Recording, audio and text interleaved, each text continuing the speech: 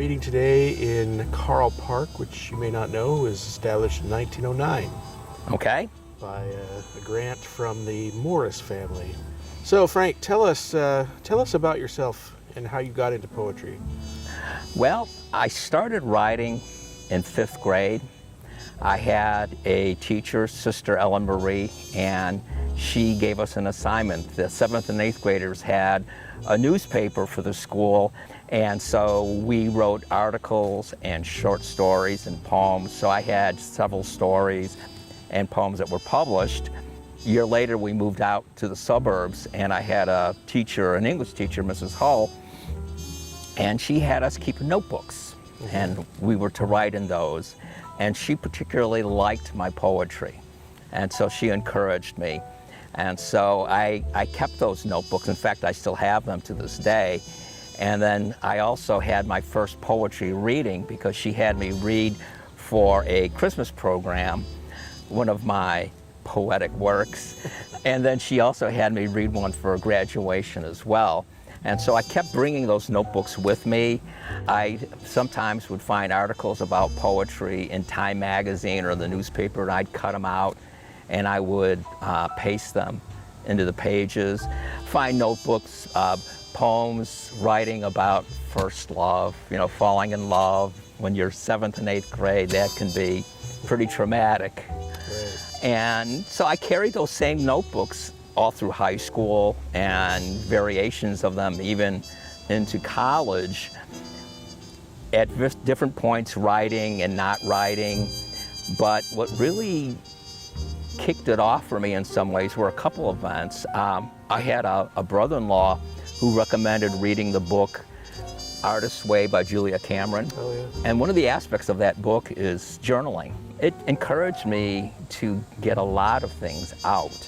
And so that carried out onto the page? Out onto a page, not out into the public. When did you make that change? Well, that really started more so after retirement. Even though I did try submitting to journals, but I was easily discouraged because they were all rejected, and I didn't have a community of people to give me feedback and to present an environment that was very helpful. So what really helped me, particularly in retirement, was finding communities like CU Poetry. I found, for me, what made a difference was being part of a bigger community. When you think about mortality and fragility and things like that, where does that come out in your poetry? Well, talking about age, but also reflecting on what I experienced when I was younger. And you know, I guess sometimes it's tempting to look back and think, oh, if I could do it all over again, I would do this differently. I would make different decisions. I'm not so sure that's the case. Maybe some would be different, but I'd just make different mistakes. Right. Do you have a poem with you that talks in some way about that idea of mortal fragility? One of the areas that's kind of ironic, I've been writing a lot of poems about my dog Nero, he's an old dog like me, and talking about life, and I use him kind of like my avatar. But I can share some of my Nero poems. Give us one. Okay. At this time. Privacy. Nero's a dachshund. I don't think Nero appreciates poems about his personal habits. Though he's not one to pout, he gives me the stink eye, questions me when I disappear in my office with a laptop for long hours. He's particular about privacy, waits for me at the door. I just prefer to go for long walks. I don't want to read odes about my personal habits.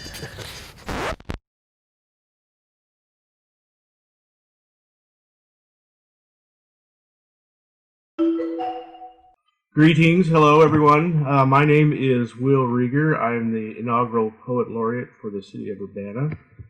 And we are here speaking with local poet Frank Modica. Before we get into that, I want to say thank you to all those who have been supportive of this program. Originally, it was called Poets on a Park Bench, but because of the recent health concerns, we're calling it now Poets in a Pandemic. So it's the same thing, but different parameters, location. So Frank, welcome. Will, good to sit down with you. Frank, I want to ask you a question now. You are a poet that relies heavily on narrative. Yes. And I know many of your poems are very contemplative. They're quiet moments with the dog, making food, and so forth. Where is the urgency for you in your poetry? Where do you feel like this is something that must be said to the public? I'm 67. I still don't have a book published. I've been submitting poems. My Nero poems, I have a chapbook manuscript of about 25 poems that I've submitted probably to at least a dozen different contests. And now it's out to about 4 or 5 currently.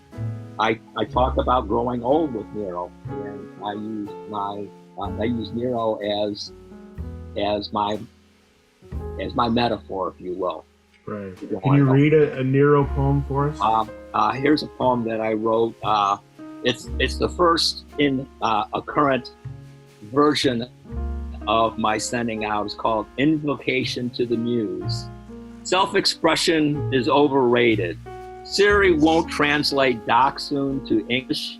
My paws tap anxiety instead of sonnets. My nose smudges computer touch screens. Maybe someday we'll compose epic poems, but we grew old together. How we grew old together. But right now, I want to dream about squirrels racing up trees as I chase them away from our front porch. So that's Nero. That's our experience together. And and you and Nero are the dynamic duo. You identify with him as you're both aging, you're both gaining experience. I've noticed sometimes Nero's voice becomes rather sarcastic and critical in your poems, but there are times when Nero maybe a little bites back at you. Yeah. And I'm curious, in terms of these factors, what do you see is the future of your poetry? Who are you speaking to?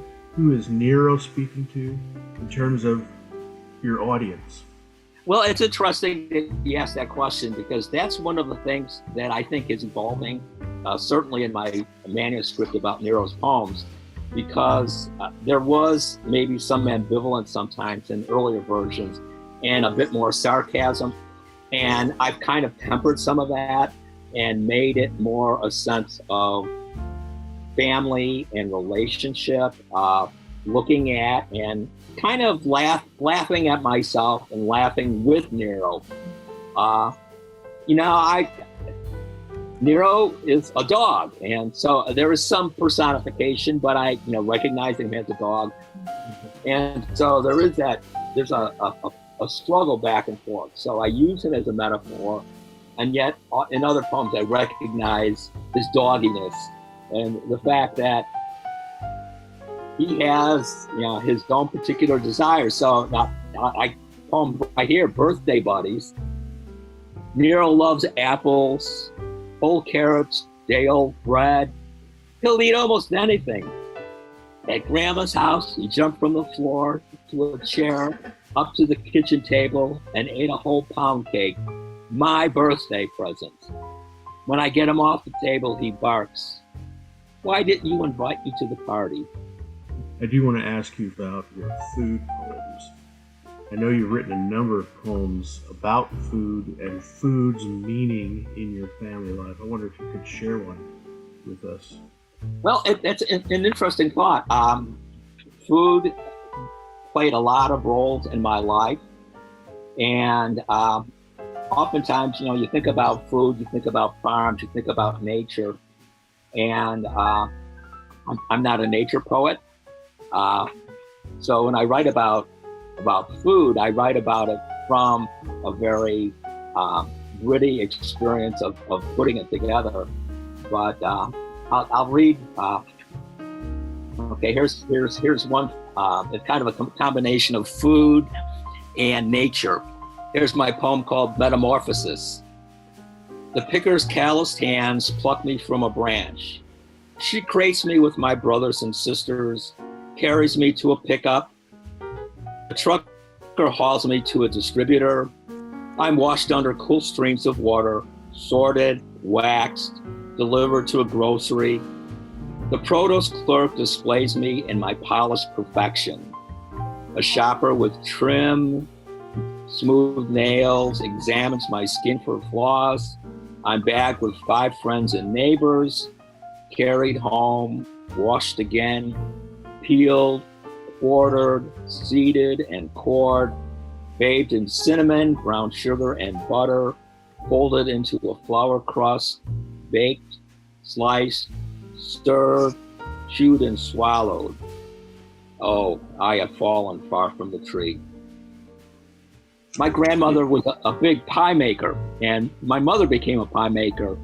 And my mom has taught me how to bake pies. Now, you don't think of pies, it's not an Italian thing, but my grandmother was a good cook, and I guess it was part of her way of assimilating. I think about my grandparents a lot. I think about my grandfathers and the sacrifices that they made. They came from Sicily over 100 years ago, and they didn't derive a direct benefit in any way from coming over. And in fact, they experienced a lot of discrimination based on ethnicity, based on religion, based on language. And yet, they were willing to do that and pay the price. And here I am in my, if you will, middle-class comfort because of the sacrifices that they made. And one of the poems that I chose was a poem that I called Shovel Man. It was inspired by a poem by a Carl Sandburg, but I took it and rewrote it based on my family experiences. Shovel Man. Every summer, Grandpa worked magic in his backyard garden with a shovel in hand. He loved spading dirt over newly seeded beds, setting poles for string beans, sharing the bounty with his family. In his youth, he was always tilling farm fields with a battered shovel to pay his monthly tithe to the church in Sicily, scraps left for him. The only healthy people he saw were priests and monks. He fled to America because he was starving. He had no future. In Chicago, more grinding poverty. He became a shovel man, a dago, building a railroad overpass, a story he never shared with his grandchildren. On weekly trips to Grandpa's place, my brother and I passed under the tons of dirt, rock, and concrete, his monument. Mom told us how Grandpa helped build it. We'd enter a long, dark tunnel, smell the damp, feel the cold oppression of the freight trains and trucks over our heads. We feared those weekly eclipses, sighed with relief every time we came out at the end into the sunshine, sighed again because we didn't have to shoulder his shovel. What would you recommend to young poets from your perspective as a writer? What should they be doing? I think they should be reading lots of poetry. And, start with stuff that you like. There's nothing wrong with that, but read. Get involved if you can with writers groups, a critique group. But an addendum to that advice is listen to the advice, but still trust your own gut. It's still your poem. For me, I'm a bicyclist, so I ride my bicycle, get a lot of exercise, drink good wine, drink good beer, eat good food. Just live life. Live life. Very good. Well, thank you, Frank Modica, local poet, and hopefully soon we'll have his book out on his dog Nero and his many adventures.